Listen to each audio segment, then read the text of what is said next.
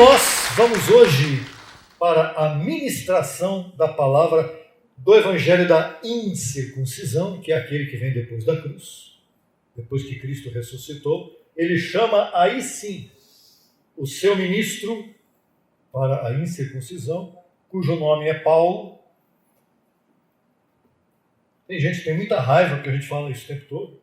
Deus chamou Paulo, a culpa não é minha, a culpa é de Deus. Você tem que discutir com o Cristo ressuscitado que escolheu a Paulo, né? E levou ao paraíso, como disse o próprio louvor, e disse: agora eu vou te falar coisas aqui que a mente humana, lá embaixo, quando você voltar para lá, muita gente não vai te entender. Aliás, muita gente não, se bobear ninguém, né? Muita gente vai ficar olhando para você assim, de baixo para cima, com quem diz: o que é isso? E hoje nós podemos entender e nos firmar nisso, aconteça o que acontecer. Graças a Deus por isso. O tema tem por título: o futuro dos eleitos. Quantas pessoas estão preocupadas com o seu futuro hoje em dia? Aí estão cartomantes, estão ciganos e ciganas, lendo mãos para ganhar dinheiro, profetas e profetisas, pastores, líderes religiosos, tentando colocar na cabeça das pessoas que se elas aceitarem a Jesus, então o futuro será brilhante, né?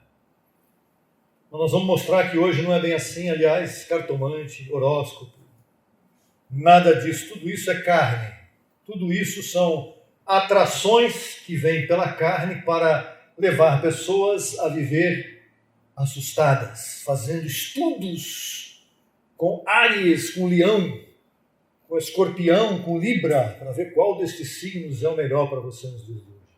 Saia disso, porque isso tudo é carne, isso é lixo. O presente em que nós vivemos, nós, os eleitos, é por fé e esperança no que para nós ainda não é realidade. Quando escreveu o Evangelho de Cristo ressuscitado, que foi encomendado a ele, como nós acabamos de falar, o apóstolo Paulo declarou aos Colossenses, capítulo 1, verso 27, o seguinte: aos quais Deus quis dar a conhecer as riquezas da glória deste mistério entre os gentios, que é Cristo em vós, a esperança de glória ou de glorificação. Então, repetindo, aos quais, a quem? Aqui ele está falando no contexto anterior dos santos, dos eleitos. Aos eleitos, Deus quis dar a conhecer aos eleitos. Onde estão os eleitos? Somos nós. Nós somos ministros eleitos, não pelo povo. Nós somos ministros eleitos por Deus. Um pouquinho melhor, né? Que o povo erra, Deus não. Totalmente melhor. Pouquinho é exagero, né?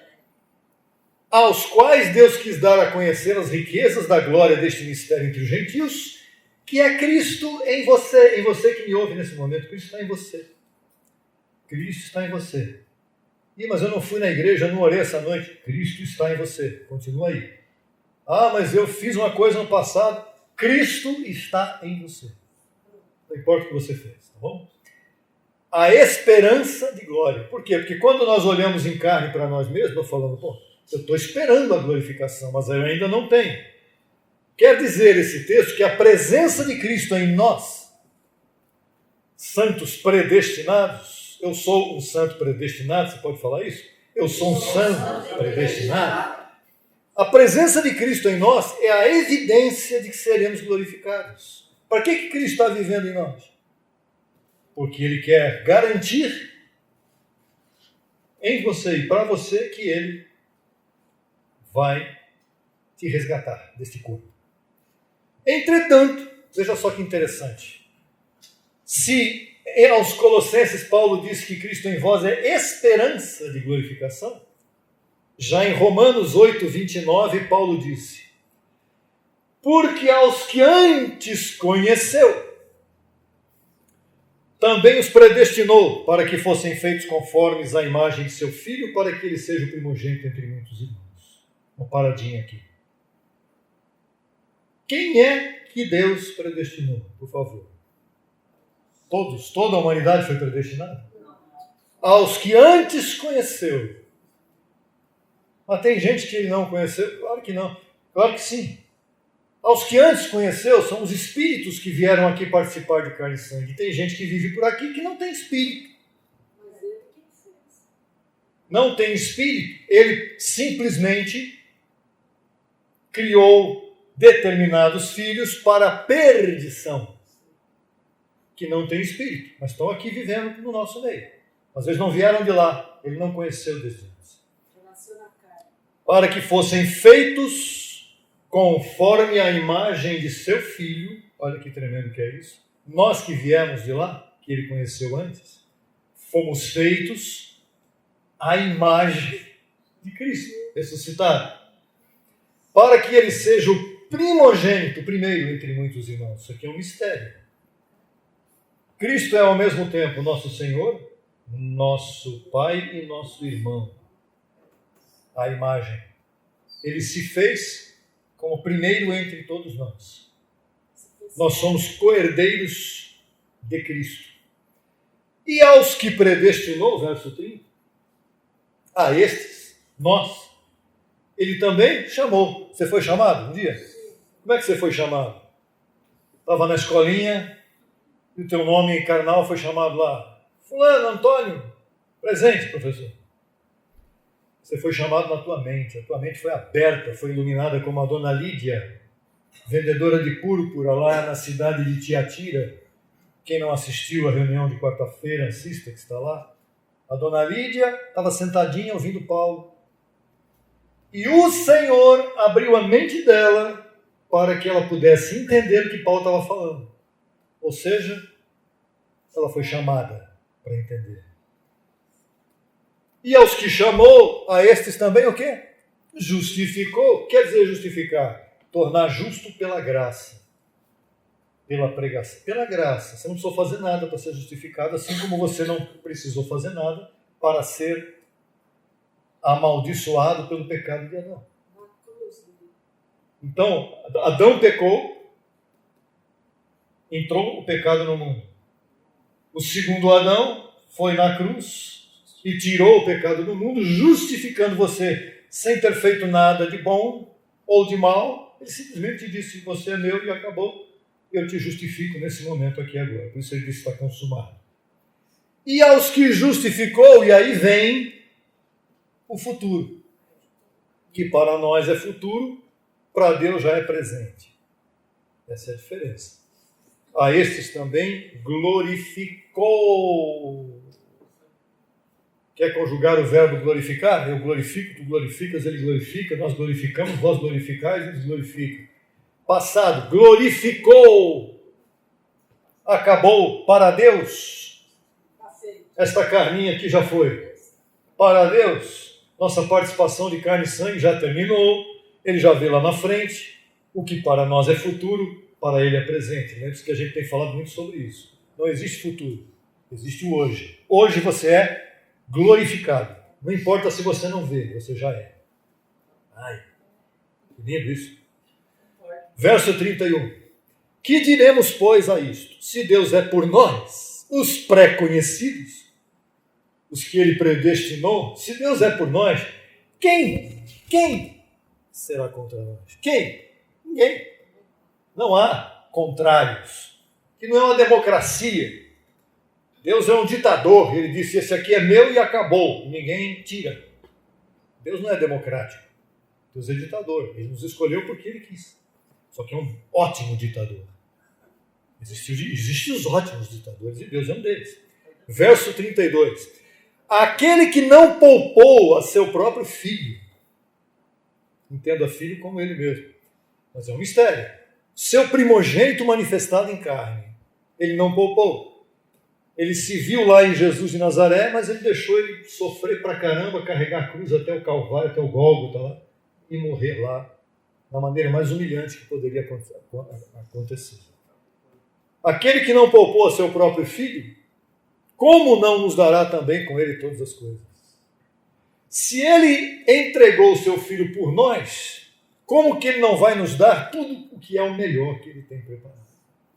Se ele entregou o próprio Filho para isso, para que nós fôssemos beneficiados por isso. Então, vamos lá. Deus já nos vê ou nos reconhece em posição de glorificados. Vivenciar isto no presente será possível? Será possível que eu possa viver já me conhecendo como glorificado? Não só é possível, como é assim que tem que ser. Eu tenho que me ver como glorificado e não como um esperançoso, quem sabe um dia talvez eu consiga. Não, isso aí é para o sistema. O sistema é a velha pregação todos os domingos. Aceite a Jesus no seu coração. Se você aceitar, irá para o céu. É isso que é o sistema? Você que está no sistema. Você que está me ouvindo no sistema, não é isso que é assim? Não estou criticando ninguém. Estou dizendo que o sistema está sempre antes da realidade. Se não aceitar, as labaredas de fogo.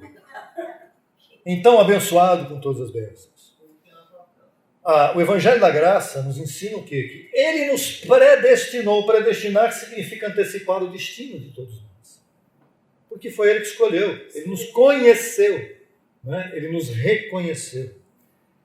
Agora, quando nós observamos atentamente o contexto do livro histórico de João, capítulo 17, nós vamos receber mais evidências sobre isto da boca do próprio Jesus de Nazaré. João 17, 1. O título deste contexto, segundo as Bíblias, diz assim: a oração de Jesus pelos seus discípulos. Oração de Jesus pelos seus discípulos. Judas estava no meio da oração. Vamos lá? Tendo Jesus falado estas coisas, veja o contexto anterior para você saber que coisas que ele falou. Isso está lá em João 16 anteriormente. Levantou os olhos ao céu, Jesus, e disse: Pai, chegou a hora. Ele estava ali ainda, mas ele já sabia que a hora dele ia chegar. Estava chegando, estava ali, às portas. Glorifica a teu filho. Opa! Para que também teu filho glorifique a ti. Glorifica a teu filho. Já sabia que ele ia ser o quê? Glorificado. Hoje você está sabendo que você, assim como Jesus foi glorificado, você também, para Deus, já está glorificado. Então, sorria, Jesus te ama. Não precisa ficar preocupado com o futuro. Verso 2. Assim como lhe deste poder sobre toda a carne, Jesus está dizendo, assim como o Senhor me deu poder sobre toda a carne, ou sobre todo ser humano, a fim de que a todos quantos lhe tens dado a vida eterna. Aqueles que o Pai disse que chegam a Ele, é porque são dele. Só o Pai pode dar e pode trazer. Só Ele pode entregar e pode buscar. E o verso 3 diz, e esta é a vida eterna. Agora vem uma bomba maravilhosa. A vida eterna é que te conheçam a ti. Jesus falando do Pai. Jesus não trouxe para ele, dizendo, a vida eterna sou eu agora aqui. Não. A vida eterna é que te conheçam a ti só. O único Deus verdadeiro e a Jesus Cristo a quem enviaste. O Deus verdadeiro não era aquele Jesus que estava ali em carne. Era outro que viria. O ressuscitado. Aquele era o verdadeiro Deus. E para aquele verdadeiro Deus, teria que haver um verdadeiro evangelho para aqueles que iriam crer naquele verdadeiro Deus. Então, qual é a vida eterna que nós já estamos vivendo aqui agora? Tem gente que pensa que a vida eterna é quando chegar lá na glória, né? No paraíso. Quando chegar na glória, aí a vida eterna começa. Você está enganado. O seu pastor está enganado, está todo mundo aí enganado. A vida eterna começou antes da fundação do mundo. Porque a vida eterna, ela é espiritual. Você fica olhando as pessoas andando para lá e para cá em carne, você fica pensando que esse aqui vai morrer e aí vai começar a vida eterna. Não. A vida eterna é espírito, não é carne. Você está participando de carne e sangue, mas a sua vida eterna já começou quando você foi criado por Deus antes da fundação do mundo. E hoje, quando você sai desse corpo, a sua vida eterna simplesmente continua sem corpo. E se não sair do corpo e a transformação chegar, você vai ser transformado o seu corpo. É o que diz a Bíblia, é o que nos ensina o Senhor. Então, o Evangelho do Deus verdadeiro, deixa isso bem claro aí, ó. O Evangelho do Deus verdadeiro não é Gênesis a Apocalipse. Nem Mateus, Marcos, Lucas, João, nem Atos, nem 1 Pedro, 2 Pedro. Esse pessoal era do sistema. Esse pessoal era da lei de Moisés. Então, o Evangelho verdadeiro é aquele que ele entregou a Paulo no terceiro céu, no paraíso. Romanos, carta, 1 Coríntios, 2 Coríntios, etc. E tal, até Hebreus. Jesus Cristo é conhecido, e ele foi obediente à lei mosaica, ou seja, à lei de Moisés. E Jesus veio fazer o que aqui? Exatamente isso, ele veio ser fiel à lei de Moisés. E foi. Tanto que morreu na cruz e disse: está consumado. Cumpriu todos os mandamentos da lei de Deus. Se Jesus não tivesse cumprido um dos mandamentos, ele não poderia ser o que ele foi. Ah, mas será que Jesus cumpriu tudo certinho? Cumpriu. Tem gente que fica aí procurando pelo em ovo, tentando descobrir defeito em Jesus. Quanto à lei, Jesus não teve um defeito sequer, ele cumpriu todos. E por isso, o Deus verdadeiro que apareceu depois que ele morreu e ressuscitou, só pode ser conhecido agora através do Evangelho da incircuncisão, através de Paulo. Foi Paulo que trouxe o Evangelho, não foi Cristo. Claro que o Evangelho é de Cristo, mas foi Paulo que foi o embaixador deste Evangelho neste mundo. Quando vamos a Efésios, vejamos o que Paulo diz a respeito deste assunto, deste tema. Efésios capítulo 1, verso 13. Outra linda, maravilhosa e preciosa bomba, ou corte. Paulo disse aos Efésios: nele também vós. Aos Efésios e para nós também, tá? Já bem claro sempre isso. Paulo escreveu para os Efésios naquela época o Evangelho que é eterno, para nós também. Nele também vós, havendo, número 1, ouvido a palavra de verdade, que é os 14 epístolas de Paulo, o Evangelho de vossa salvação, que é o Evangelho da graça, da incircuncisão. Por quê? Porque ele te apresenta o Deus verdadeiro. Qual é o Evangelho que não apresenta o Deus verdadeiro? Aqueles que o sistema estabeleceu como os 4. Mateus, Marcos, Lucas e João, que está na Bíblia lá, Evangelho segundo Mateus. Mateus nunca soube o que é Evangelho. Mateus era discípulo, era cobrador de impostos, publicano. Marcos era amiguinho de Pedro. Lucas era um médico, fazia cirurgia. E João, o grande discípulo amado. Então, Pedro nem escreveu nenhum dos 4, né? Muito bem. Mas, veja só, o grande Pedro hoje está lá na praça de São Pedro, em Roma, como o maioral dos apóstolos. De onde tiram isso? Né? Isso é coisa de religião.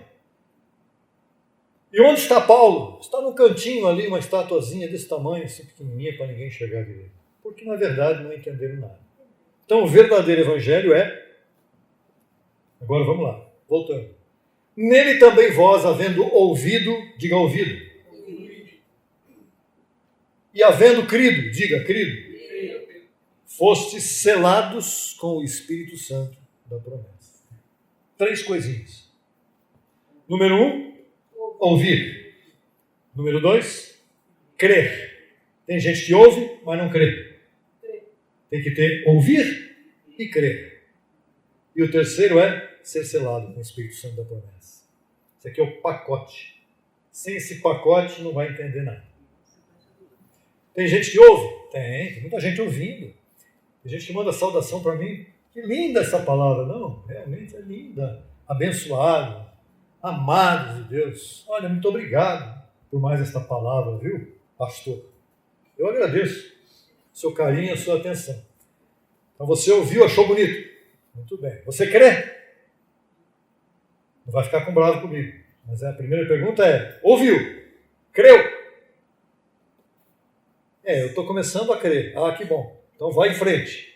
Porque depois do crer vem o selado. E o selado é o quê? Carimbado para reinar em vida. Foi autorizado a reinar em vida. Porque quando chega no selado é porque já... E o verso 14 ele complementa dizendo que é a garantia de nossa herança até a redenção da possessão adquirida para o louvor de sua glória. Esses três, ouvir, crer e ser selado, mostra para você mesmo, que para Deus está tudo ok sempre, mas para você, começa a tua mente, quando você é selado, você passa a entrar numa outra etapa, que é a etapa da convicção. Eu não me movo mais disso aqui. Eu não saio mais disso aqui. E aí você vai se juntar a esse grupo de abençoados presencialmente aqui, que nada. Você pode chegar aqui e prometer o que quiser para eles, que eles vão dizer, para negar isso aqui? Jamais, estou fora. Esta é a garantia de nossa herança até a redenção da possessão adquirida. Quer dizer isso. Cristo está dentro de cada um de nós, aguardando o momento certo de redimir o teu corpo para louvor de sua glória. Ou seja, redimir o corpo significa a glorificação, que hoje é a esperança para nós, que para Deus já está resolvido. E nós devemos viver como se isso já tivesse resolvido também aqui. Porque é como se você não vivesse mais assim fisicamente. Você só vai dar o básico para o seu corpo. Dá a comida dele, dá o estudo dele, vai trabalhar, vai ganhar dinheiro, blá, blá, blá. E não faz muito mais, não. Você vai muito longe, começa a complicar tudo. Você vai até onde você tiver que ir, mas assim, a valorização é maior, é espiritual, sempre vai ser, para quem tem esse entendimento. Este é o nosso futuro, que na verdade é para ser vivido no presente por fé. A presença permanente do Espírito Santo de Deus em nós é mais do que suficiente para que exercitemos o futuro já presente. Já no presente. O que eu preciso mais? Sabendo que o Espírito de Deus, nós somos o templo dele, ele vive em nós, ele vive em mim. O que eu preciso para ter a certeza de que eu vou ser transformado? Não preciso de mais nada. Eu já tenho essa convicção. 3 passos, então, são necessários, e o primeiro e mais importante é ouvir. Vamos voltar para ele de novo, rapidinho para encerrar. Ouvir. Diga ouvir. O quê? Todo mundo que prega graça no YouTube, eu posso ouvir. Pode ouvir tudo o que você quiser. Mas a sugestão é, ouça aquele que prega a palavra da verdade. E você tem que saber discernir entre uma coisa e outra. Essa é a parte mais difícil. Porque a carne é sempre levada para lá e para cá. Que bonito. Bonito o quê? O rosto dele ou o jeito que ele fala? É bonito o jeito que ele fala. Que bom. Então, agora, cuidado. Cuidado, porque os ministros de Satanás também se transformam em ministros de luz. Quando você ouve, você está dando oportunidade para que o Espírito de Deus abra os olhos do teu entendimento. Tem gente que nem ouve. Não, graça não, essa palavra não, quero a minha igreja lá. Aí você não quer dar oportunidade nem para ouvir o que Deus tem para te dizer. Aí fica difícil. Quando a tua mente for iluminada e você ouviu, aí a segunda coisa é crer no que? No Evangelho que te salva. E aí a tua mente começa a buscar mais. Quando a pessoa crê, ela começa a querer o quê? Mais. É outra situação. Mas aonde você vai buscar? Você tem que buscar o mais no mesmo lugar. Você ouviu aqui? Continua ouvindo aqui. Por que você vai precisar de outro lugar? Se aqui está bom. Procura, continua aqui. A comida está boa? Tá bem passado, do seu jeito? Tá. Então, continua comendo aqui. Não precisa comer fora. Come aqui. Então, o crescimento em graça vai te conduzindo de glória em glória, quer dizer, de etapa em etapa, até que você tenha a convicção de ter sido selado. Pum! Carimbou. E o selo é a garantia de que você é um herdeiro de Deus e que o teu corpo será ressuscitado ou transformado. E agora voltamos para encerrar em João 17, tremendo texto. Não, selado não é falar em línguas, não. Não tem nada a ver com isso. Selado é entender a palavra, estar firme, andando pela rua, sabendo que tudo está bem. Verso 4 de João 17. Jesus dizendo para os discípulos, agora veja que interessante que é isso aqui. Eu te glorifiquei na terra, disse Jesus ao Pai.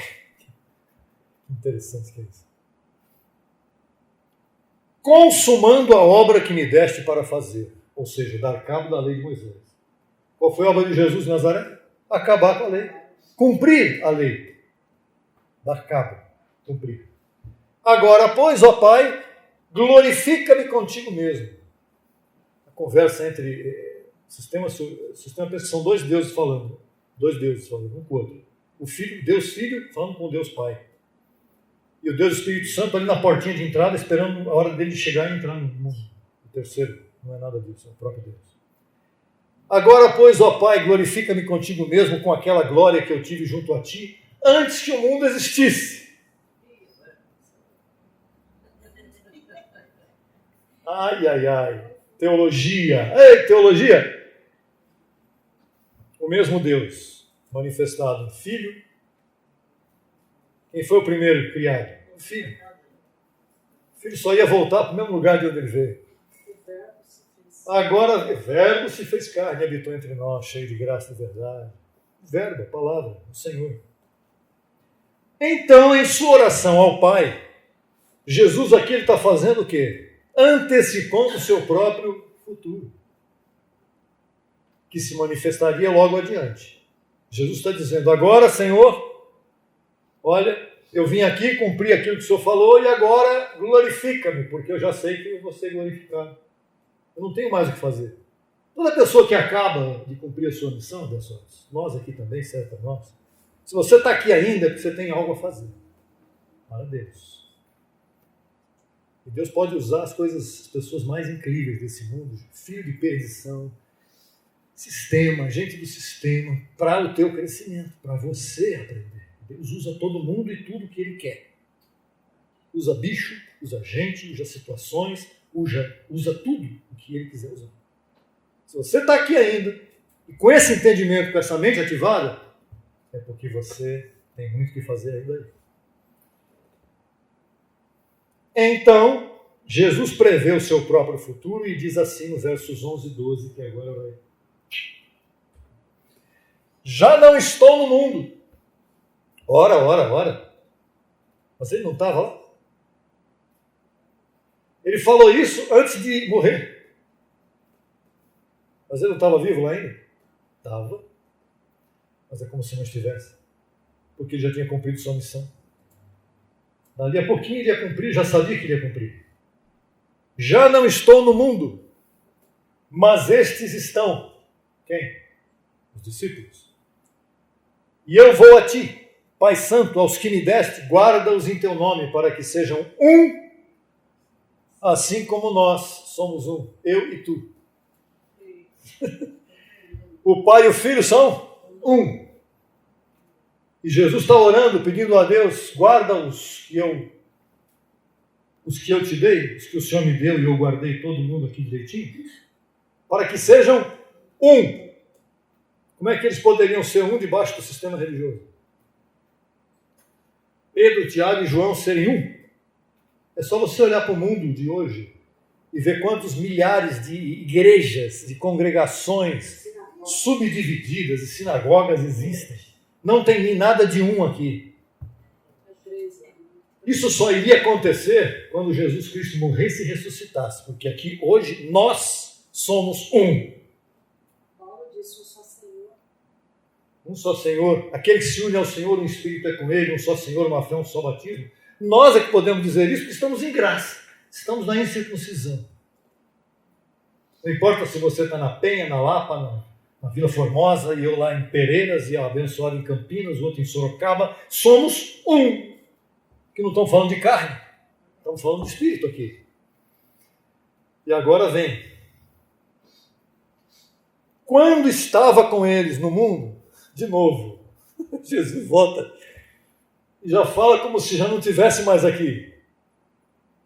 E na verdade ele não estava. Ele só estava esperando cumprir o finalzinho do que ele tinha que fazer, que era o mais difícil na carne. Quando estava com eles no mundo, eu os guardava em teu nome. Aos que me deste, eu os guardei, e nenhum deles se perdeu. Para por aí. Nenhum deles se perdeu. Quantos discípulos ele tinha? 12. Por enquanto, nenhum deles se perdeu. 12. Senão,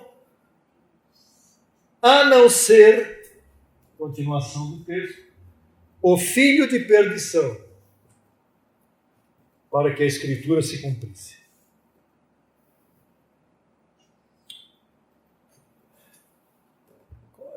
Imagina na sua mente.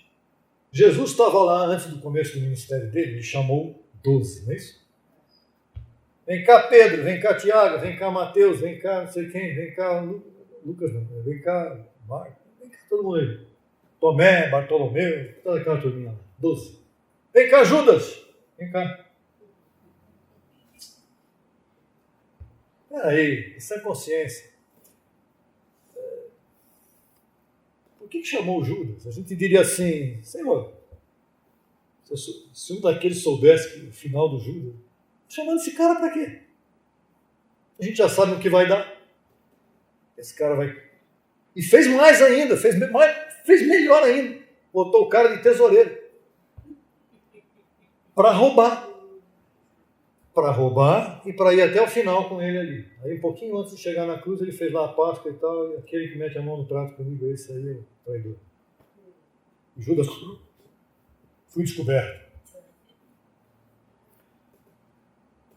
Filho de perdição, o Judas foi para o inferno sofrer lá no Apocalipse, queimar no fogo lá. Não, ele se perdeu. Ele perdeu a comunhão com os predestinados. Ele simplesmente acabou. Assim como tantos outros que Deus usou ao longo da história, a gente não precisa citar nomes, porque também não dá para julgar ninguém, mas Deus, ao longo da história, Deus usou o ladrão na cruz do lado esquerdo e do direito. O direito era um predestinado e o do esquerdo era um Judas parte 2. Perdição. Filho de perdição. Veio cumprir o propósito dele, trair, negar, mas chegou lá no fim. Por isso que nosso apóstolo, inclusive, disse, Judas foi um grande amigo, porque ele cumpriu bem a sua missão, entregou o mestre na hora que tinha que entregar. Enquanto o Pedrão ficou ali balançando e não queria entregar. Mas o Judas entregou. Foi um ótimo companheiro até o momento em que se estabeleceu.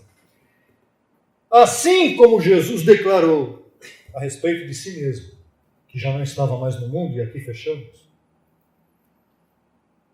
Estamos aqui ainda, diga eu estou aqui. Mas a minha mente não está aqui. Não somos daqui, como Jesus disse, eles estão no mundo, mas assim como eu, eles não são do mundo. Participação de carne e sangue. Nós estaremos no mundo com corpos transformados para governar o mundo, mas não somos daqui, somos cidadãos dos céus, somos cidadãos de Deus, temos a mente de Cristo ativada. O fato de estarmos aqui não quer dizer que somos daqui. Nós estamos aqui, vamos voltar para cá, porque depois da transformação e da ressurreição, a festa vai ser aqui. Convidem todos para a festa, vai ser aqui.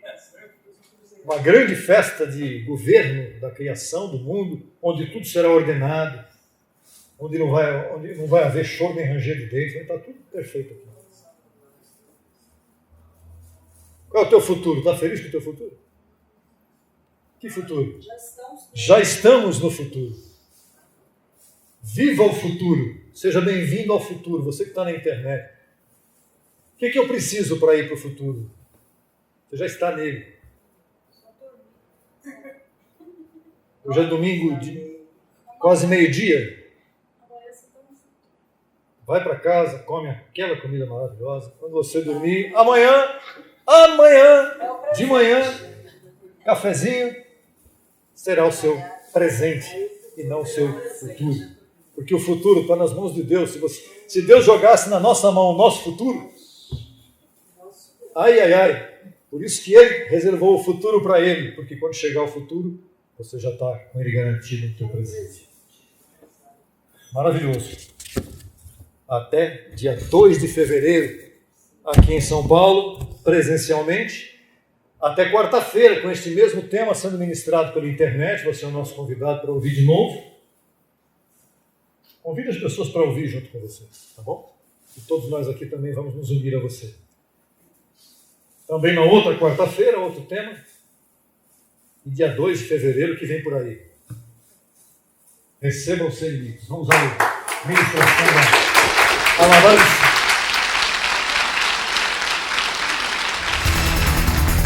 Solicite material inteiramente grátis pelo WhatsApp 11 95002 5531.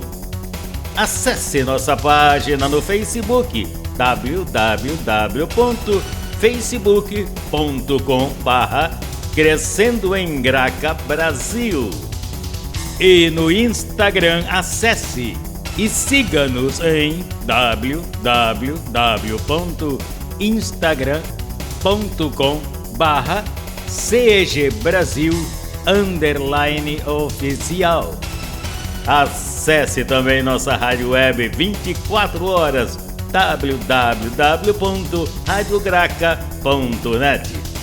Também pelo nosso aplicativo Rádio Graça, disponível no Play Store. No YouTube estamos em 2 canais. Na barra de pesquisa você digita Crescendo em Graça Brasil Oficial. Neste canal você desfrutará de louvores, conferências apostólicas, confissões em graça, especiais musicais e muito mais. Nosso segundo canal, Crescendo em Graça Brasil Estudos, www.youtube.com/Crescendo em Graca Brasil.